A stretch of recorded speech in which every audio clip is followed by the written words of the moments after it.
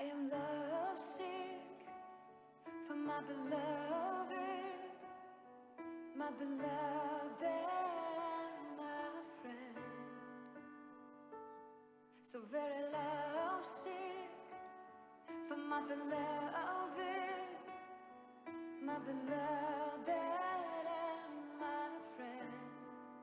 For only you can satisfy.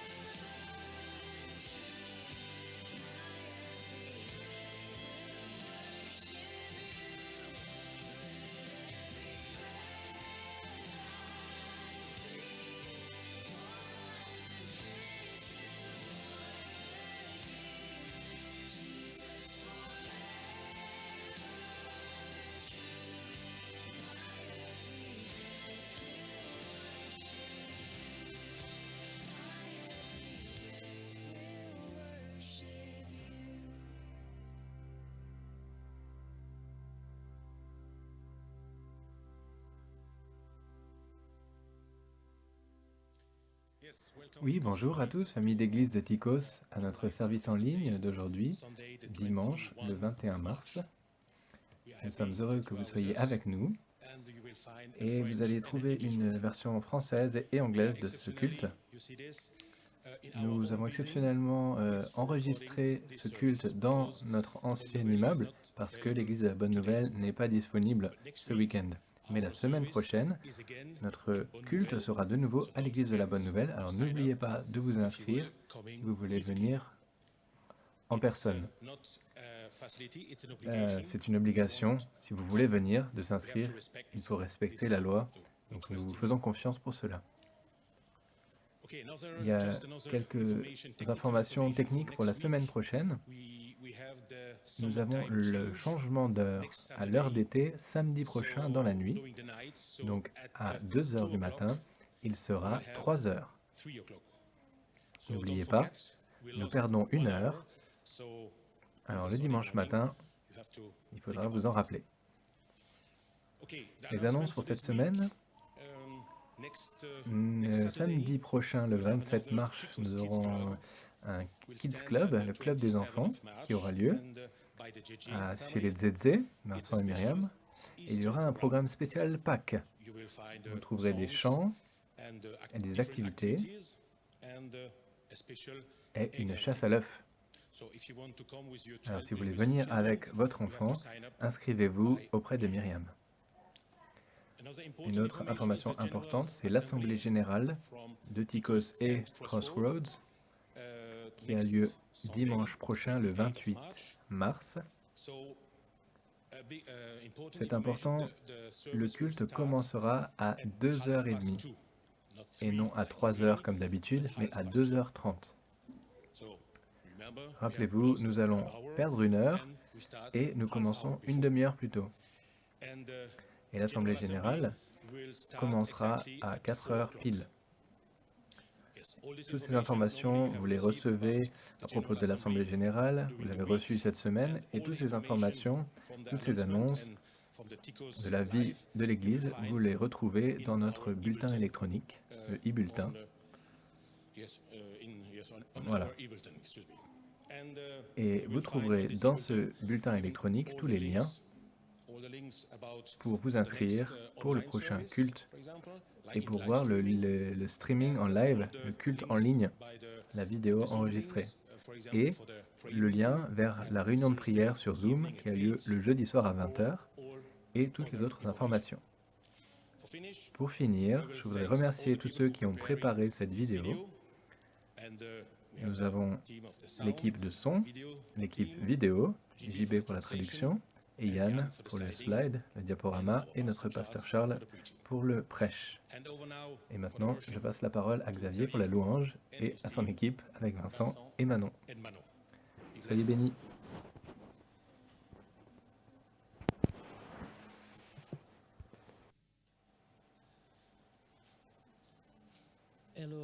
Bonjour à tous, je suis heureux d'être ici avec vous. Je sais que vous n'êtes pas ici pour de vrai, mais je pense toujours que nous sommes le corps de Christ, même si nous ne sommes pas dans la même salle. Et pour vous dire la vérité, cette semaine a été un petit peu difficile pour moi. J'ai vécu des choses difficiles et je n'étais pas vraiment de bonne humeur et je savais que je devais diriger la louange aujourd'hui, je devais choisir les chants pour aujourd'hui.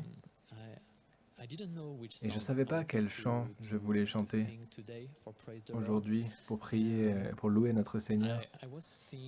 J'ai passé en revue beaucoup de chants et ensuite je suis tombé sur celle-ci que nous allons chanter maintenant, mais je vais d'abord vous lire les deux premières strophes qui disent « C'est ma prière dans le désert, quand tout ce qui est à l'intérieur de moi se sent sec, c'est ma prière dans ma colère et dans mon besoin. Mon Dieu est le Dieu qui donne tout ce dont j'ai besoin. C'est ma prière dans le feu, dans l'épreuve, dans la faiblesse. Il y a une foi qui est plus précieuse que l'or. Alors Seigneur, raffine-moi à travers le feu. » Et je pense que c'est important de se dire que Seigneur, même si je ne suis pas dans une bonne journée, qu'on puisse quand même le louer et l'adorer. C'est vraiment important. Surtout si nous ne passons pas une bonne journée. Et maintenant, je pense que c'est une bonne journée finalement. Alors, louons notre Seigneur.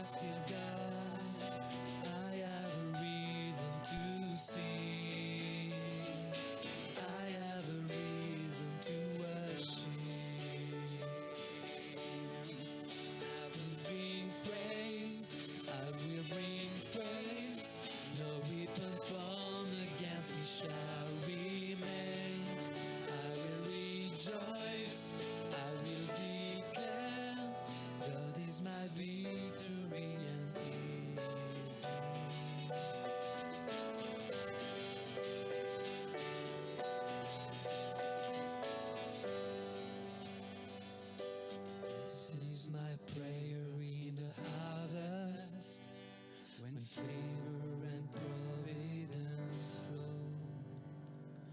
I know I'm filled to be emptied again. The seed I received I will sow.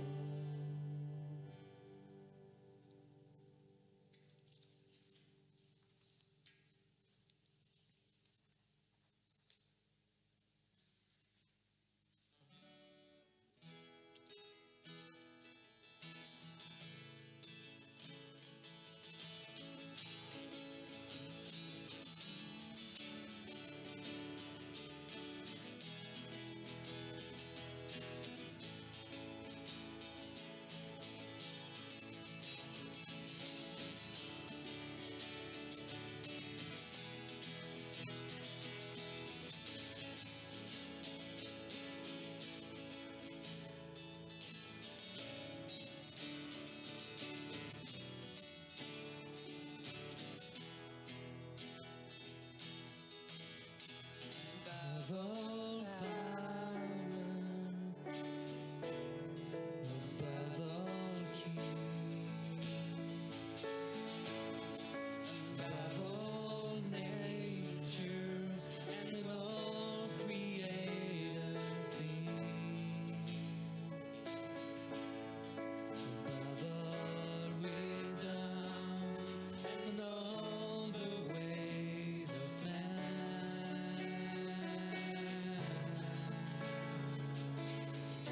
We're here before the world began.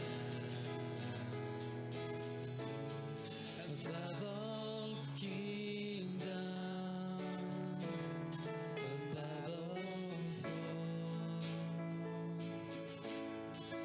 above all wonders the world has ever known. Above all wealth and treasures of the earth, there's no way to measure what you were.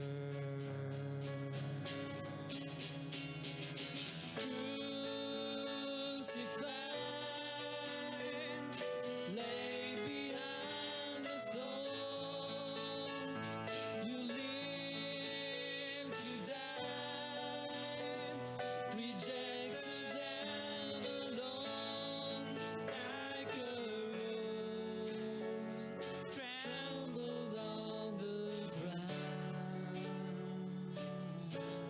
You took the fall, thought of me above all.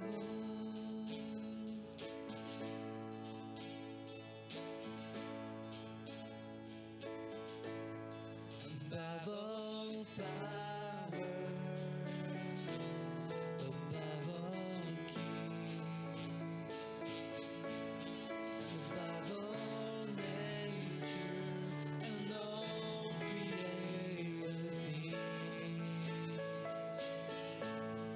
above all wisdom and all the ways of man. You were here before the world began. Above all kingdom,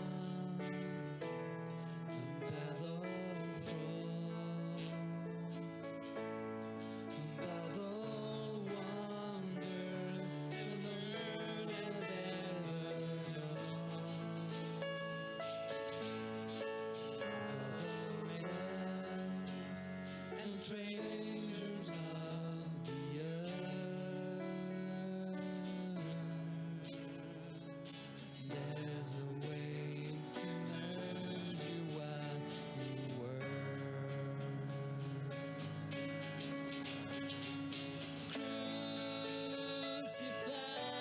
Crucified, laid behind the stone, you live to die, rejected and alone.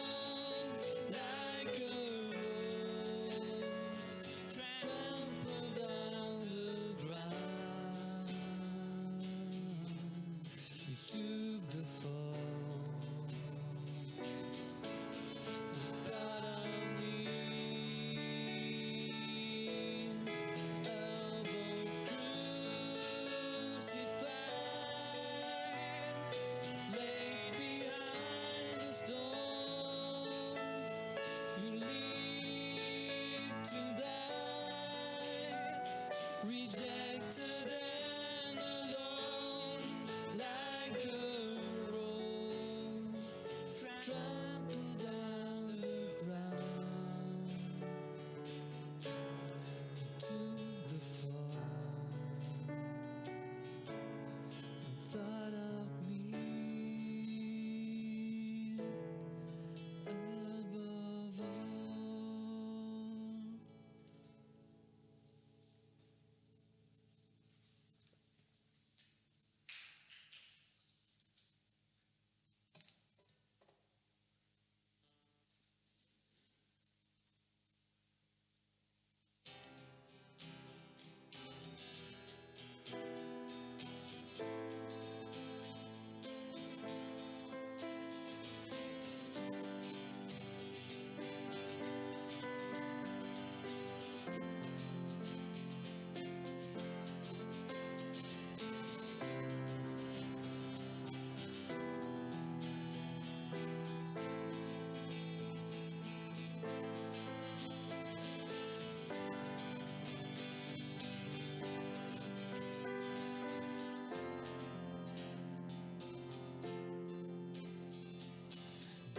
Title mystery.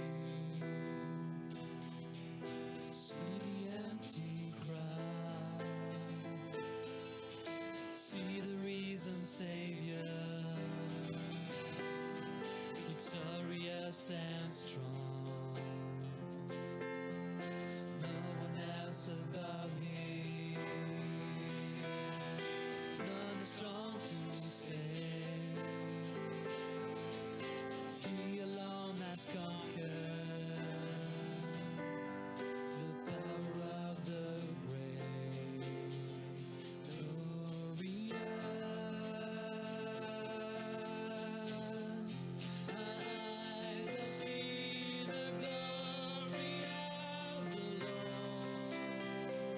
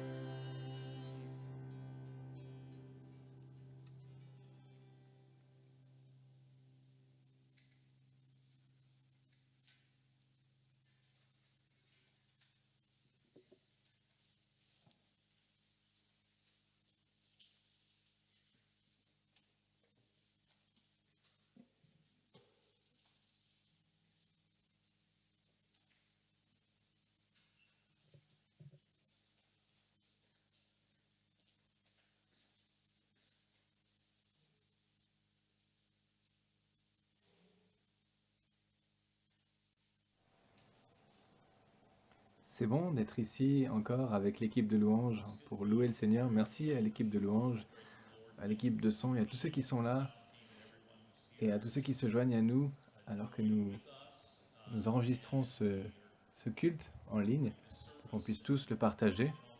Et je voudrais vraiment encore remercier à tous ceux qui rendent cela possible, comme Arsène l'a déjà dit, mais je voudrais vraiment préciser quelques choses, juste pour que vous vous rendiez compte, même si Arsène l'a déjà mentionné, c'est que la semaine prochaine, on sera de nouveau en présentiel, mais le culte est à 2h30, n'oubliez pas, et l'Assemblée Générale juste après le culte. C'est pas facile d'intégrer tous ces changements, mais essayez de vous en rappeler. Donc, gardez-les à l'esprit. Et alors que nous regardons dans la parole de Dieu, nous continuons dans notre série, dans notre discussion sur qu'est-ce que ça veut dire d'être un disciple de Jésus-Christ. Et on regarde l'évangile de Matthieu, et si vous avez lu avec nous dans Matthieu, vous savez qu'on est en marche vers le dernier chapitre qui culmine dans le dimanche de Pâques, où on va parler de la résurrection de Jésus-Christ et de la victoire qui vient à travers lui. Donc j'espère que vous gardez cela à l'esprit. Si vous lisez avec nous un chapitre par jour, nous sommes au chapitre 14 aujourd'hui. C'est ce chapitre que nous allons explorer aujourd'hui. Mais il faut qu'on réfléchisse également à la globalité de toute la problématique de la vie de Jésus et ce qu'il essaye de nous enseigner. Donc, la semaine dernière, on a parlé au chapitre 7, comment est-ce que être un disciple de Jésus, ça affecte nos relations les uns envers les autres. Et ça nous permet d'être plus conscients de choses et de nos propres problèmes, alors qu'on aide également les autres autour de nous. Mais aujourd'hui, on se trouve dans un passage vraiment intéressant parce qu'il y a deux miracles vraiment intéressants. Chapitre 14. Et donc ça fait le lien en fait avec ce que Xavier disait. Si vous avez passé une semaine difficile ou vous êtes dans une situation impossible, pensez aux deux choses les plus impossibles à laquelle vous pouvez penser. Là, Jésus les amène vraiment dans un endroit où ils doivent être dépendants et pleins de foi. Et c'est là qu'on découvre sa grandeur. En fait, on la découvre bien sûr, pas quand tout se passe bien, mais quand on a des challenges ou des épreuves. C'est là qu'on découvre la grandeur de Dieu, quand ça va pas si bien. Et donc ces situations impossibles dont on va parler, vous les connaissez. Il faut que nous, on fasse le pas de foi. Mais il faut également qu'on laisse nos maigres ressources et qu'on essaye l'impossible en voyant que Dieu a la solution.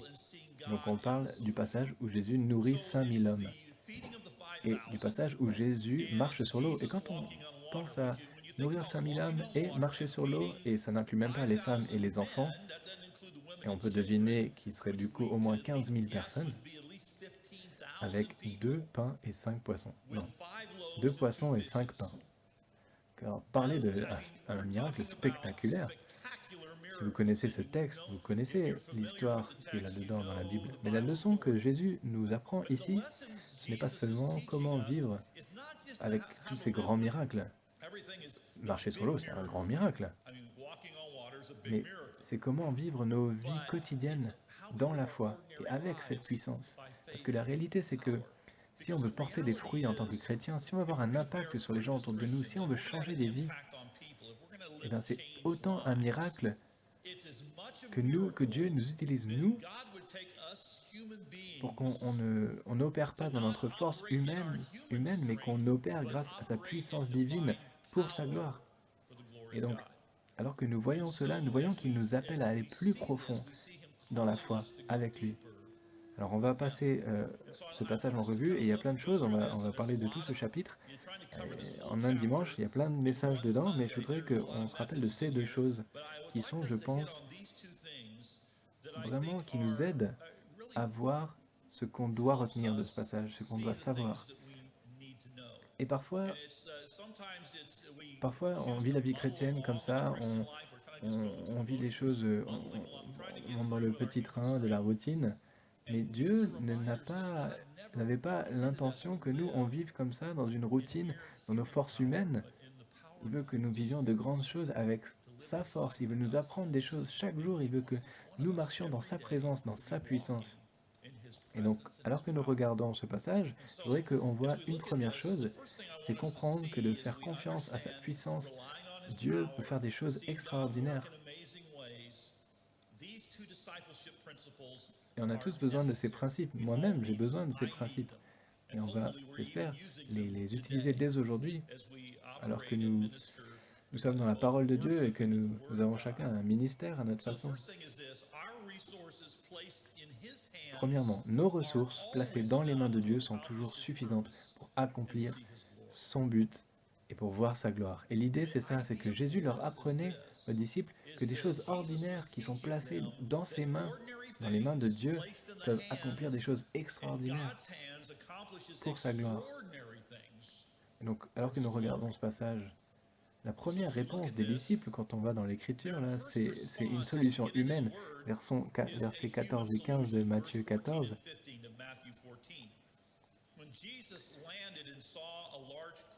Lorsque Jésus sortit de la barque, il vit une grande foule, il eut le cœur rempli de pitié pour ces gens et il se mit à guérir leurs malades. Et en fait, il est tard déjà, hein? Quand le soir fut venu, les disciples de Jésus s'approchèrent de lui et dirent « Il est déjà tard et cet endroit est isolé, renvoie tous ces gens pour qu'ils aillent dans les villages s'acheter des vivres. » C'est ça leur solution humaine. Ils se disent « Ouais, on a presque 15 000 personnes ici, ils ont faim, qu'est-ce qu'on va faire? Faut les envoyer acheter à manger, quoi, dans les magasins locaux. Ou alors il faut acheter de la nourriture, mais il faut la trouver d'abord. » Ça c'est logique, non? Pour notre raisonnement humain, parce que là on n'a que 2 pains et 5 poissons, on va rien faire avec ça. Mais Jésus leur dit, les met devant un challenge, il leur dit, il ne faut pas rechercher seulement des solutions humaines. Chaque jour nous prenons des décisions humaines. Nous pensons, notre première réponse c'est quelle est la réponse humaine? Qu'est-ce que j'ai? Qu'est-ce que je peux faire? Et Dieu veut que nous pensions d'une autre manière qu'on réfléchisse à la vie d'une manière avec une perspective d'un monde spirituel. Et on dirait, mais comment on fait ça? Comment est-ce que je peux aller à mon cours, par exemple, si je suis à l'université? Comment est-ce que je peux aller au travail? Comment est-ce que je peux prendre soin de mes enfants? Comment est-ce que je peux gérer des conflits? Toutes ces choses, des choses humaines, auxquelles tout le monde fait face, chaque personne dans le monde, chaque personne à l'extérieur de cet immeuble, chaque personne dans votre voisinage vit ces choses, fait face à ces choses.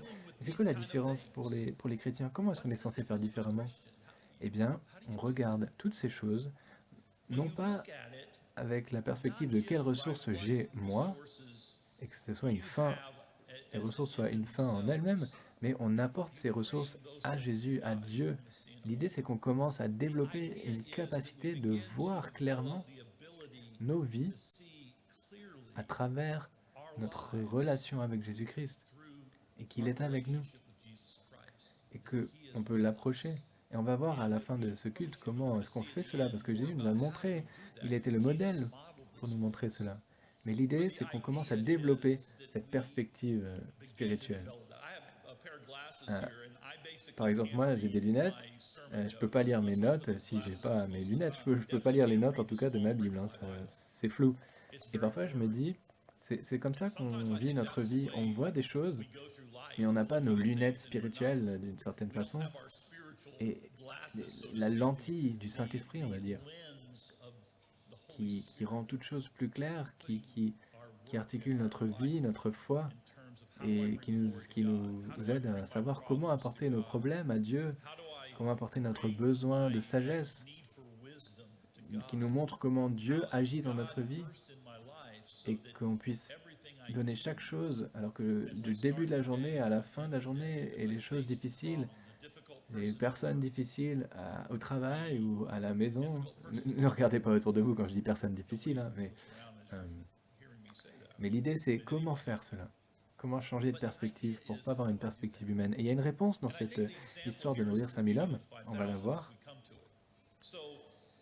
Donc Jésus a une manière de nous amener près de la limite que nous on trouve impossible. J'aime bien comme il le fait au verset 16. Jésus leur répondit, « Il n'est pas nécessaire qu'ils s'en aillent, donnez-leur vous-même à manger. » On connaît la fin de l'histoire, mais voici Jésus qui leur dit, en fait, ok, je ne vais pas résoudre le problème pour vous. En tout cas, je ne vais pas tout vous donner. Vous leur donnez, vous êtes responsable, vous allez le faire. Allez, nourrissez-les vous. C'est à vous de résoudre ce problème. Et du coup, il regarde cette situation. Et j'imagine leur raisonnement à ce moment-là. Ils doivent se dire, mais tu plaisantes? Comment ça se traduit en hébreu, en tout cas, ou en araméen, mais ils doivent se dire, mais c'est une blague. Et Jésus leur dit, non, non, c'est pas une blague, nourrissez-les. Voici une opportunité d'avoir un ministère auprès de ces gens qui sont venus pour la guérison, qui sont venus pour qu'on leur parle, qu'on les enseigne, pour être délivrés des maladies, des démons. Et on était en train de faire un ministère auprès d'eux. Votre responsabilité, c'est de les nourrir, c'est de remplir leurs besoins.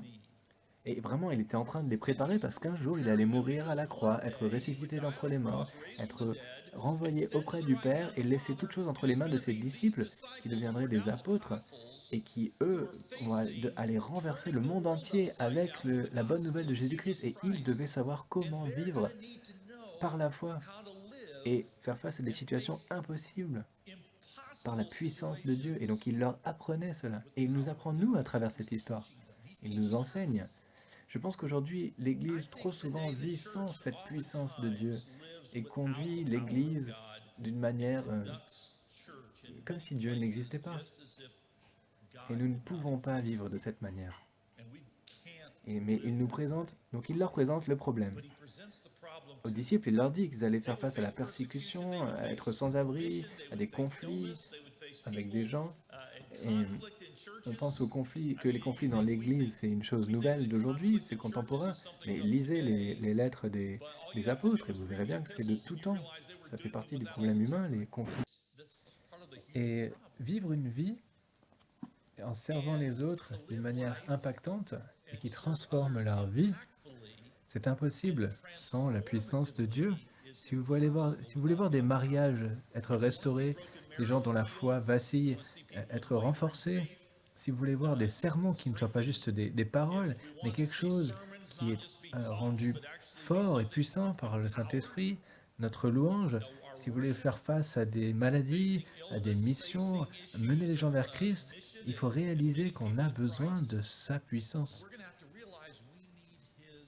Et donc, je voudrais que l'on réfléchisse à ce qu'il s'apprête à faire. Et je voudrais que vous considériez cela. C'est une situation impossible, mais je voudrais que vous considériez que vous et moi sommes dans une situation possible. Je voudrais que vous réalisiez que je ne peux pas vivre la vie chrétienne sans la puissance de Dieu. Je suis vraiment désespérément, j'ai besoin de cette vie, de cette puissance. Nourrir 15 000 personnes, je ne sais pas, mais vivre la vie en Christ de manière parfaite jusqu'à mon dernier souffle, c'est une tâche impossible, sauf si on a le pouvoir du Saint-Esprit et sa sainteté. On a besoin d'être tellement désespérément dans le besoin de la présence de Dieu que nous devons dire, nous ne pouvons pas, Seigneur, aller sans toi. J'ai besoin de toi. Et je te suis et je veux m'attendre à toi. Et nous devons reconnaître nos maigres ressources, faire l'inventaire et se dire, comme il est lu au verset 17, mais il lui dit, nous n'avons ici que 5 pains et 2 poissons. Nous savons ce que nous avons et nous savons ce que nous n'avons pas. Voilà, c'est tout ce que nous avons, c'est tout. C'est ok d'admettre le peu que nous avons, que nous n'avons pas grand-chose. Et voici ce qu'il faut penser. Si on pense que c'est assez dans nos mains, alors on se berce d'illusions. Mais le pas de foi, c'est de l'apporter à Dieu, de lui apporter. Et c'est de vivre avec humilité. C'est essentiel. Ce n'est pas vivre une vie idéale, idéalisée, un rêve qui me fait penser que je peux y arriver avec mes propres ressources. Il faut reconnaître que c'est impossible, sauf si Jésus vient à notre rescousse. Et donc le point suivant, c'est ça. Il nous invite à lui apporter nos maigres ressources. Nous avons les placer dans ses mains. Et j'adore ces versets, j'aime ces versets qui disent « Apportez-les-moi », verset 18. C'est court, hein, c'est le verset 18, « Apportez-les-moi », leur dit Jésus. Ok, cool, bon, d'accord, 5 pains, 2 poissons, ok, il lui apporte. Mais voici le problème, si vous lui apportez en disant « Tiens, Seigneur, on ne veut pas t'embêter, voici les pains, les poissons, mais on ne peut rien faire, c'est tout. » Hein, on va jeûner, ok? On va jeûner. Non, c'est pas comme ça qu'il faut lui dire. Il faut lui apporter de manière confiante. Et Dieu a fait ça, ça fait des années. Ça fait des années qu'il fait ça. Vous vous souvenez avec Moïse? Moïse a dit, mais comment vont-ils croire quand il est revenu vers les Égyptiens pour libérer son peuple, le peuple d'Israël? Il s'est dit, comment est-ce que je peux leur prouver, Seigneur, que tu m'as envoyé? Et Dieu a dit, c'est quoi ça dans ta main? Ah, bah c'est un bâton de berger. Oui, c'est un bout de bois. C'est pour guider les moutons, c'est pour éloigner les loups, mais c'était le bâton qu'il a tendu par-dessus la mer Rouge et elle s'est divisée. C'est le bâton qui s'est transformé en serpent. C'est le bâton sur lequel il s'est reposé quand il a guidé la nation d'Israël. Dieu lui a dit, mais qu'est-ce qui est dans tes mains? Quand David a fait face au géant Goliath, il n'avait rien. Il n'avait pas. Saül a mis une armure sur lui, mais elle n'allait pas. Qu'est-ce qu'il avait sur lui? Une fronde et des pierres. Qu'est-ce que c'est que Dieu nous donne, même si c'est une maigre ressource, quelque chose de petit, d'insignifiant, enfin ce que nous pensons insignifiant, il peut le prendre et l'utiliser pour sa gloire. Donc il prend des choses ordinaires et il les multiplie. Mais il faut que nous les lui apportions. Il faut que nous les lui abandonnions. Je me souviens des histoires de personnes comme George Miller qui avaient presque rien, mais qui faisaient confiance à Dieu. Et Dieu a toujours fourni. Je connais des businessmen qui avaient plein de réussites, mais qui a été vite dans la banqueroute. Et ils ont remis leur business à Dieu, leur commerce, leur entreprise, et Dieu les a bénis et a multiplié comme les pains et les poissons. Et ils ont pu investir, et ils ont pu parler de Christ partout dans le monde. Ils étaient vraiment des outils qui ont permis ensuite de partager leurs ressources pour toucher les gens avec la bonne nouvelle de Dieu.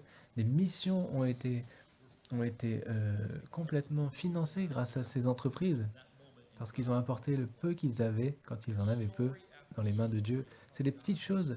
Parfois, on voit les petites choses, les grandes choses, les grands noms comme Billy Graham ou d'autres personnes, mais il faut voir les petits noms derrière qui étaient peut-être insignifiants, mais qui ont amené ces gens-là là où ils sont arrivés et qui ont permis de partager leur témoignage à tellement de gens et que des millions de personnes se sont tournées vers Christ.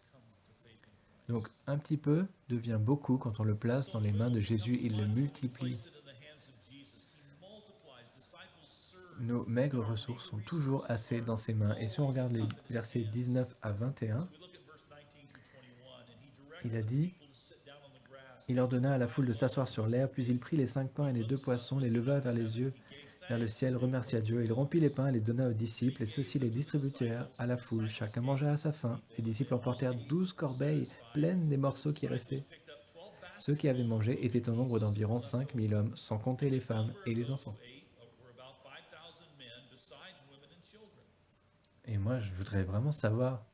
Je voulais.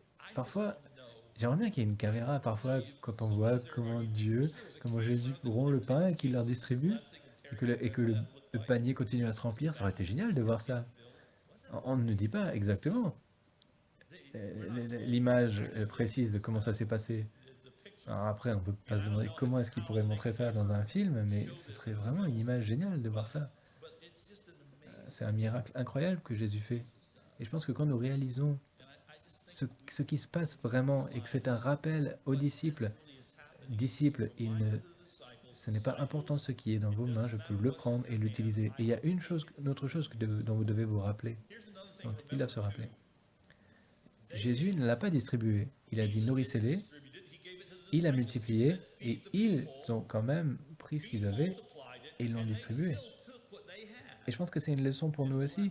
Dieu ne veut pas qu'on ne le serve pas. Il veut prendre ce que nous avons, ce que nous faisons, comment nous vivons, et peut l'utiliser pour la gloire de Dieu.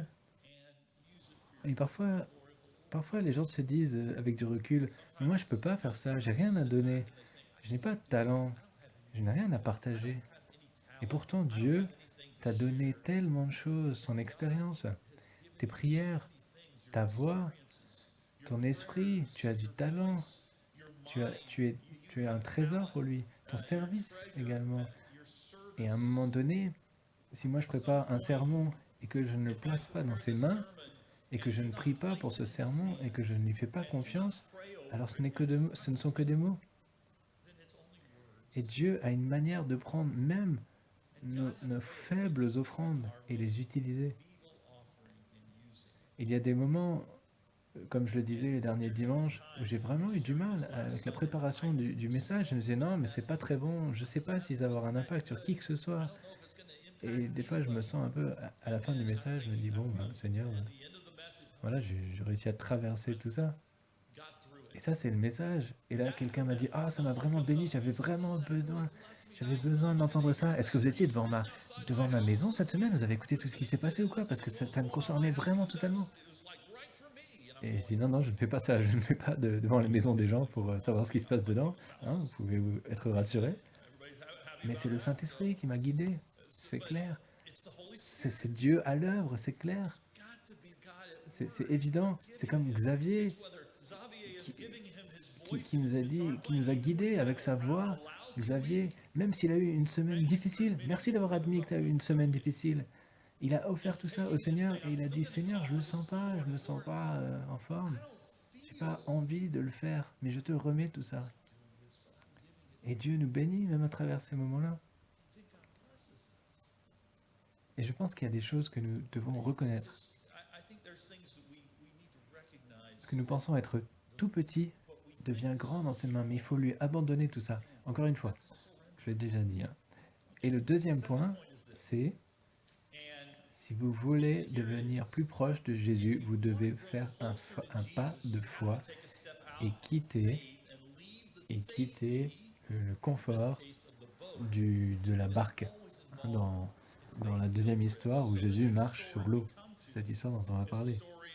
Dans l'histoire, c'est le confort de la barque. Donc si vous voulez être plus proche de Jésus, c'est mon deuxième point, il faut sortir de la barque. Il faut sortir de sa zone de confort. Verset 24.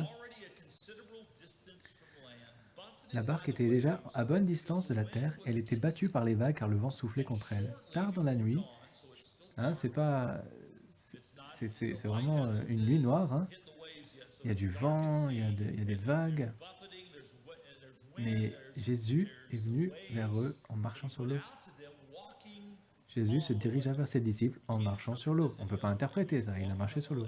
Quand ils le virent marcher sur l'eau, ils furent terrifiés. Ils se dirent, c'est un fantôme. Et ils poussèrent des cris de frayeur. Alors, on peut les critiquer, c'est sûr, mais imaginez que vous êtes dans cette barque qui fait noir, qui a du vent, que vous n'avancez pas à cause des vagues, vous regardez au large et vous voyez quelqu'un qui marche sur l'eau. C'est quoi votre première réaction? Ouah, zut, fuyons. Non, la première réaction, c'est la peur. C'est pas « Ah, waouh, dis donc, qu'est-ce qu'il fait? Waouh, c'est excellent !» Non, bien sûr qu'on est terrifié. Donc il ne faut pas rester dans la barque. Il faut sortir de la barque pour avoir la plénitude que Jésus nous promet. Mais combien de fois Jésus a dû leur dire « Do not be afraid » ne soyez pas effrayés. Il a dû leur dire ça plein de fois. Mais Jésus leur dit tout de suite. Mais aussitôt, Jésus leur parla « Courage !» leur dit-il, c'est moi, n'ayez pas peur. Il dit, ne vous inquiétez pas, c'est juste moi. Bon, ça, Jésus marche sur l'eau, bon, ça, d'accord. On ne sait pas pourquoi il fait ça, mais on verra après quelle est leur conclusion. Vous voyez, la vie est remplie de choses inconnues et des choses qu'on doit encore découvrir. Chaque jour amène un nouveau challenge, chaque jour apporte une nouvelle situation, des nouvelles opportunités de faire confiance à Dieu et de faire ce pas de foi. Et parfois, nos peurs et toutes sortes de choses nous retiennent. On en a déjà parlé dans d'autres sermons. Nous pouvons choisir la peur ou la foi, mais nous ne pouvons pas choisir de faire les deux. Bob Reimer dit ça, nous pouvons choisir la peur ou la foi, mais nous ne pouvons pas choisir les deux. Parfois on a des peurs et des anxiétés, des angoisses, mais on a aussi la foi. Et c'est un choix d'agir à cause de l'un ou de l'autre. La peur qui nous retient ou la foi qui nous permet d'avancer. Alors Jésus arrive à eux.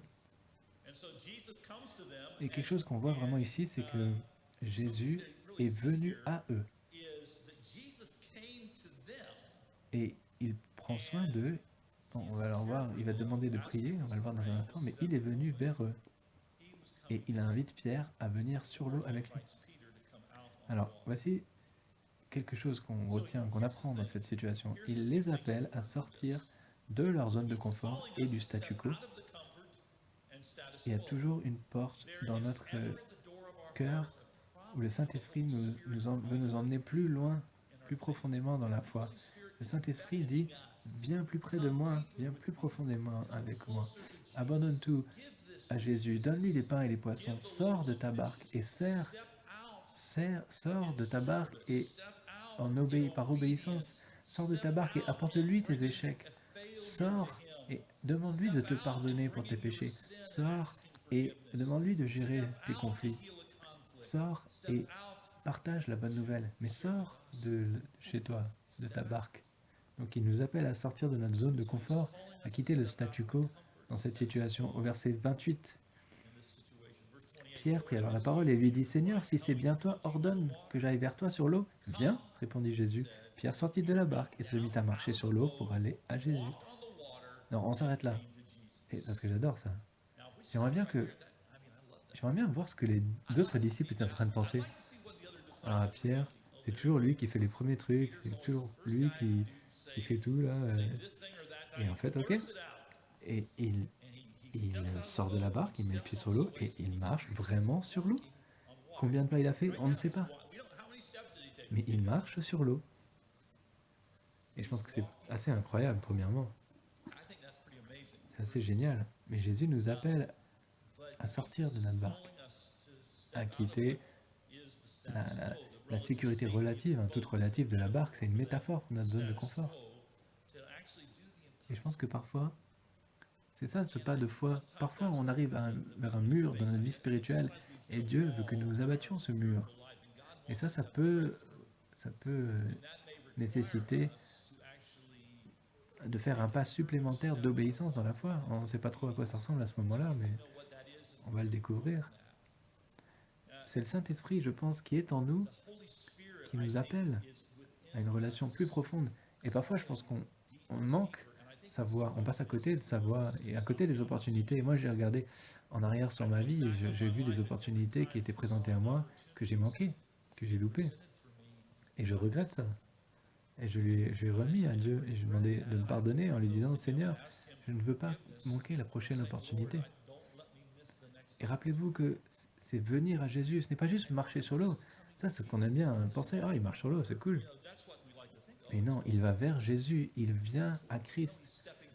Il répond à l'invitation de Christ et de devenir plus proche de lui.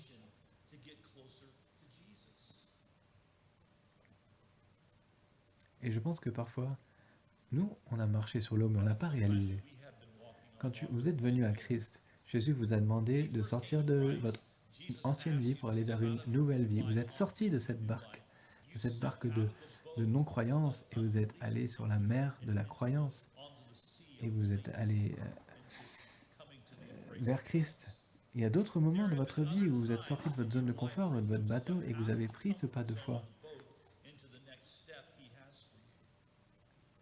Peut-être d'autres fois, vous les avez manqués. Il faut essayer de reconnaître ces fois-là. C'est facile pour nous de perdre notre focus. Comme le dit la suite de l'histoire, c'est facile que les circonstances nous font oublier l'important. Pierre sortit de la barque, s'est mis à marcher sur l'eau pour aller vers Jésus. Mais quand il remarqua la violence du vent, il prit peur. Il commença à s'enfoncer dans l'eau et s'écria. Qu'est-ce qu'il a fait? Il a enlevé ses yeux de Jésus. Et il a regardé son contexte, son environnement, il a vu les vagues, et il a probablement senti le vent, il a probablement senti l'obscurité, même dans l'obscurité, qu'il était en train de se tenir sur un lac, sur la mer de Galilée. Au fait, c'est quelque chose d'assez naturel. Et il y a un moment, je ne vous dirai pas quand c'était, mais il y en a pas mal qui écoutent ce message, qui savent quand c'est, mais j'étais moi-même sur un lac gelé. Et vous savez ce que j'ai pas arrêté de faire? J'ai pas arrêté de regarder la glace. Pourquoi? Et parce que j'aurais sûrement pas dû être là. Et j'étais un peu apeuré parce que je voyais les petits poissons sous la glace. Et c'était naturel. Je me suis même imaginé que, que si Jésus avait été là, il n'aurait pas fait ça parce que ça aurait probablement été désobéir à une règle ou à une autre. Mais que si Jésus m'avait appelé et que moi j'avais été en train de regarder mes pieds au lieu de regarder Jésus, je pense que j'aurais. Si Dieu m'avait appelé dans ces circonstances, je pense que j'aurais quand même regardé mes pieds. Et c'est ce qu'a fait Pierre. Il a regardé ses pieds et il s'est enfoncé dans l'eau. Et nous faisons ça souvent. Au lieu de regarder à lui, nous sommes distraits, nous ne fixons pas notre regard vers lui et nous commençons à couler. De manière métaphorique, notre attitude coule, notre paix coule, notre perspective divine coule. On devient découragé. Nous sommes des êtres naturellement remplis de peur et angoissés. Et surtout face à ce qui est incertain, ce qui est inconnu, c'est difficile pour nous. Je ne sais pas ce que sont vos vagues et votre vent maintenant. Est-ce que c'est la pandémie? Est-ce que c'est la santé? Est-ce que c'est les problèmes financiers? Est-ce que c'est la perte d'un être cher? Est-ce que c'est des relations cassées? Ou peut-être c'est juste votre cœur qui est troublé? Peut-être vous ne pouvez même pas mettre le doigt sur ce qui ne va pas. Vous avez peut-être une anxiété, vous ne savez pas trop d'où elle vient, mais vous vous sentez angoissé et hésitant. Vous seriez comme Pierre et vous sentez l'eau, pas sous vos pieds, mais même à vos genoux et qui monte vos cuisses et qui approche votre ceinture. Et peut-être que vous avez l'impression que l'eau, elle monte, elle monte, elle monte et que c'est comme ça dans votre vie en ce moment. Peut-être que vous avez l'impression que vous marchez sur l'eau et que vous coulez en dessous. Mais n'allez pas trop vite vers les solutions humaines. Ne soyez pas distraits.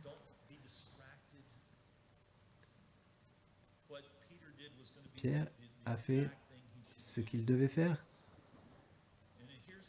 Parfois, les meilleures prières sont les meilleures. Qu'est-ce qu'a fait Pierre? Il a crié au Seigneur, « Seigneur, sauve-moi » Aussitôt, Jésus étendit la main, le saisit et lui dit ceci, « Comme ta confiance est faible, pourquoi as-tu douté ?»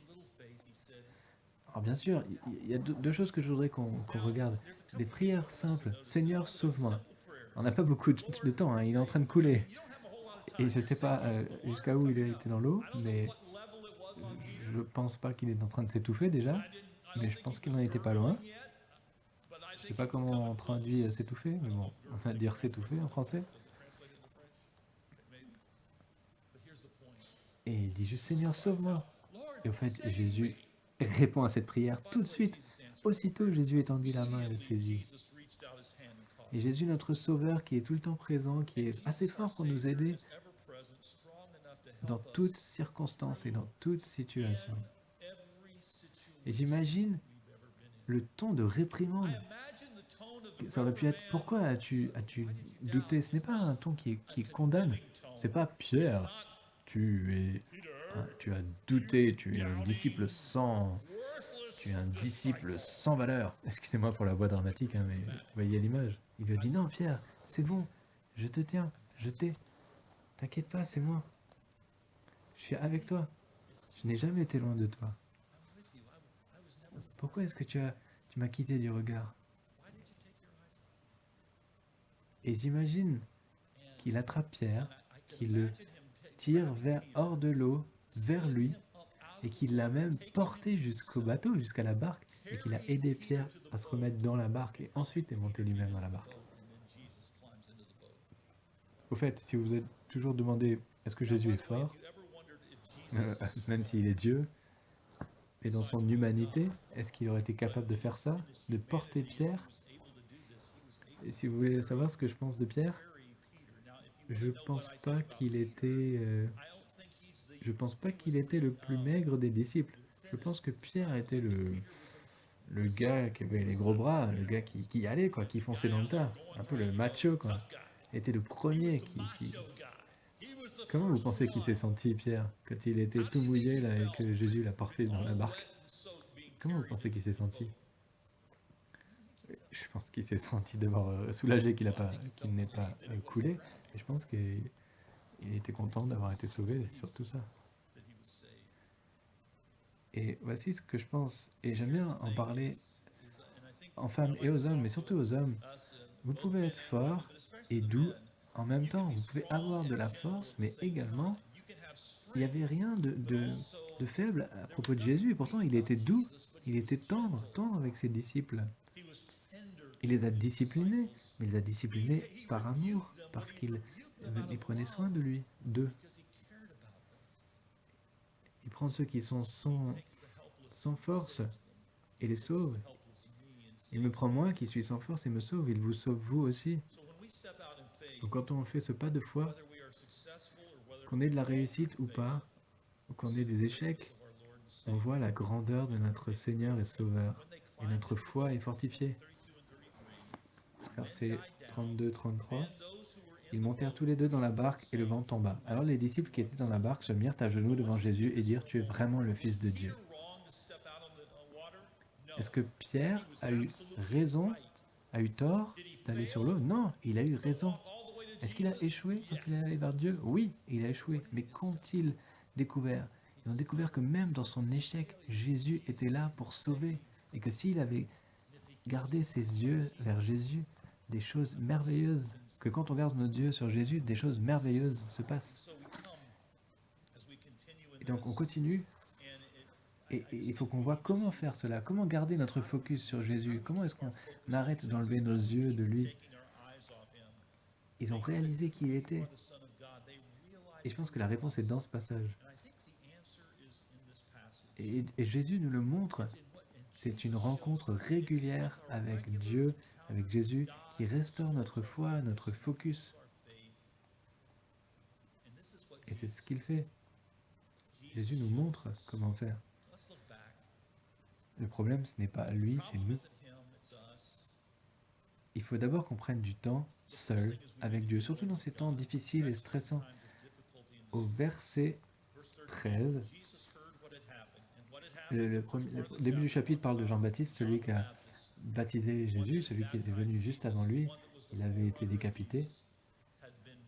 Et la réponse de Jésus, verset 13, quand Jésus entendit cette nouvelle, il partit de là en barque pour se rendre seul dans un endroit isolé.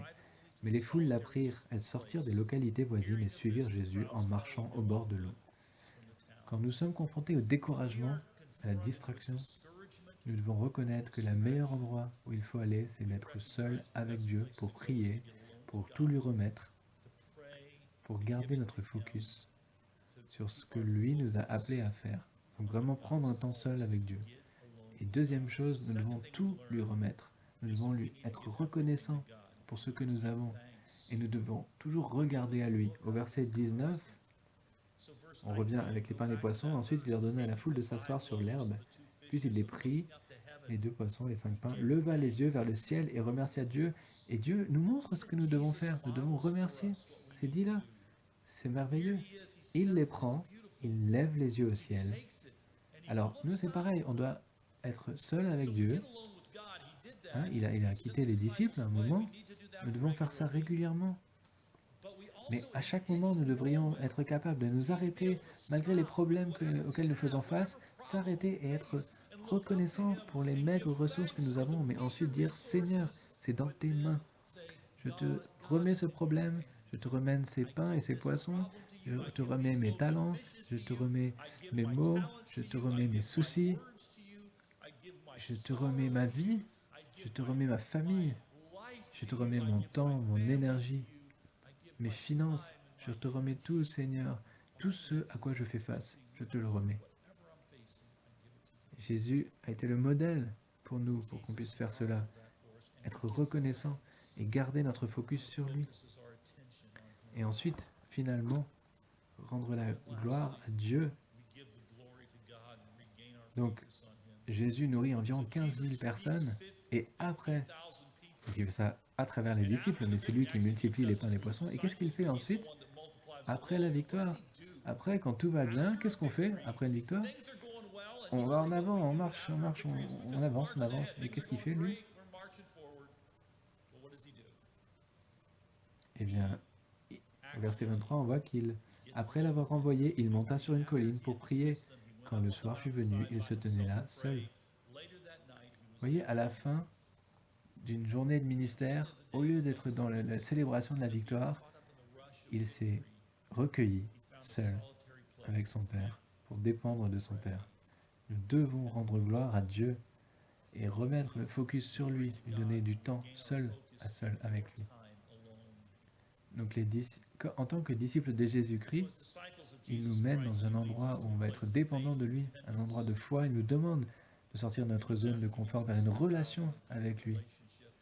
Alors ce que vous avez dans vos mains, dans votre vie, et peut-être c'est juste vous-même, vous lui remettez et voir comment il va multiplier. Père Céleste, pour ta gloire et ton honneur et ta louange, nous te remettons cela. Au nom précieux de Jésus.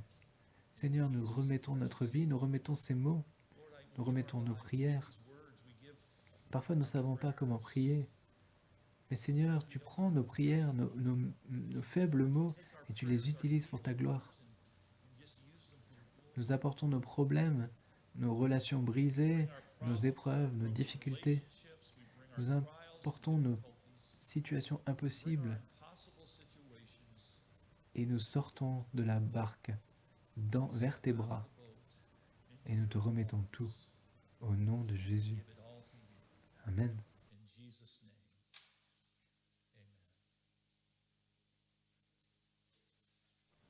Eh bien, merci Charles pour ce message. Et je suis content d'être le premier à te dire que ce message m'a vraiment touché. Je pense que ça m'a beaucoup parlé à moi. Et je veux vraiment pas être... Je veux pas être celui qui va aller dans l'eau et va m'enfoncer. Je veux vraiment regarder vers Jésus et vers son amour. Je veux aller de plus en plus haut. Je veux reconnaître qu'il veut m'aimer et m'aider et qu'il fait plein de choses incroyables, qu'il a donné sa vie pour moi. Et nous voulons chanter cette chanson qui dit « Alléluia, ton amour est incroyable et merveilleux ». We want to sing this song that say, Hallelujah, your love is amazing.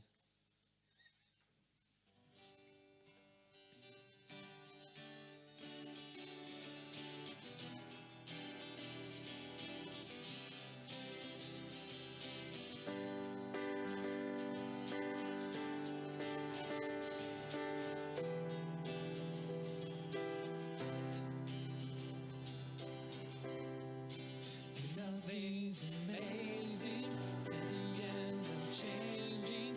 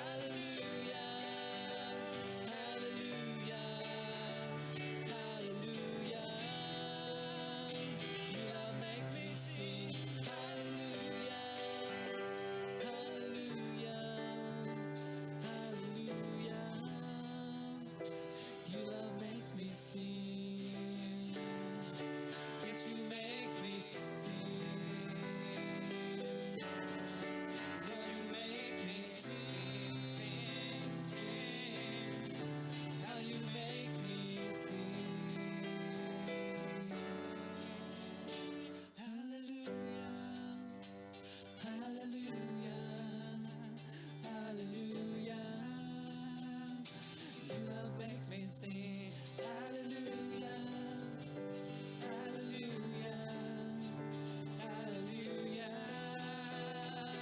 Your love makes me sing hallelujah, hallelujah, hallelujah.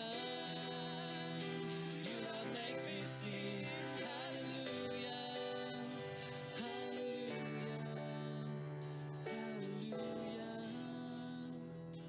Your love makes me sing.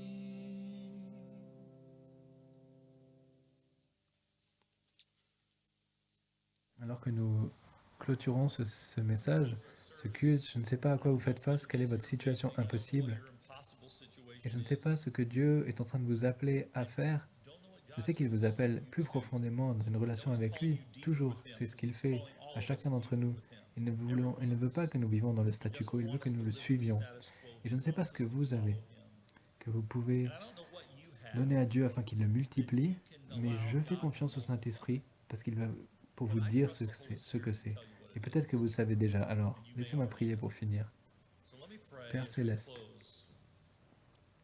nous ne voulons pas marcher par la peur qui nous retient.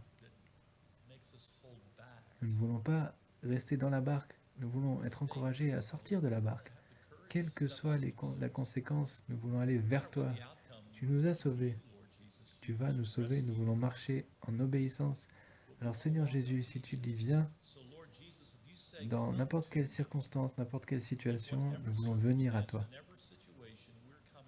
Mais Seigneur, je sais que plein de gens font face à plein de situations difficiles, voire impossibles. Et on ne diminue pas cela, on ne les minimise pas, mais on dit cela. Jésus, viens, marche sur l'eau de nos situations impossibles et multiplie les maigres ressources que nous avons pour ta gloire. Au nom de Jésus. Amen. À la semaine prochaine. Bon courage en Christ. À bientôt.